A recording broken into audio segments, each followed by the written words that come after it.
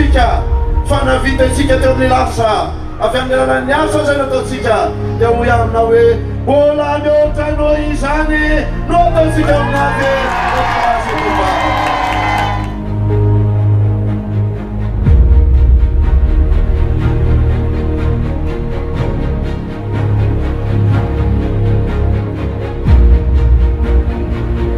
eto aminareny tena ivony fampandrosoana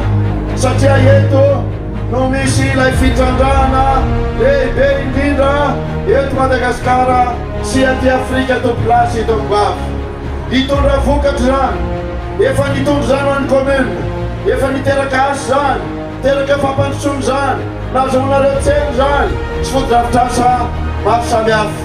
mbola mihoatra noho izany no entsika ho amin'ny fampandrosoana toplasy topivavy hiteraka asa ho an'ny tanora ho an'ny vehivavy ho an'ny lehilahy ho fampandrosoana toplasy topivavy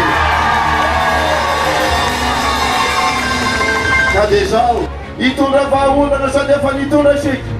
eo amin'ny lafiny fotodrafitrasa samihafa hiteraka asa ho anao tanora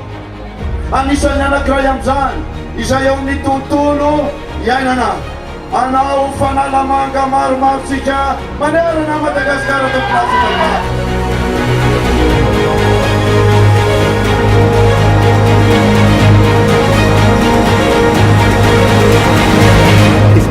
afaka miaraka amin'ny laharana faharoa ambin'ny folo fidiko Ery Rajonary Mampianina.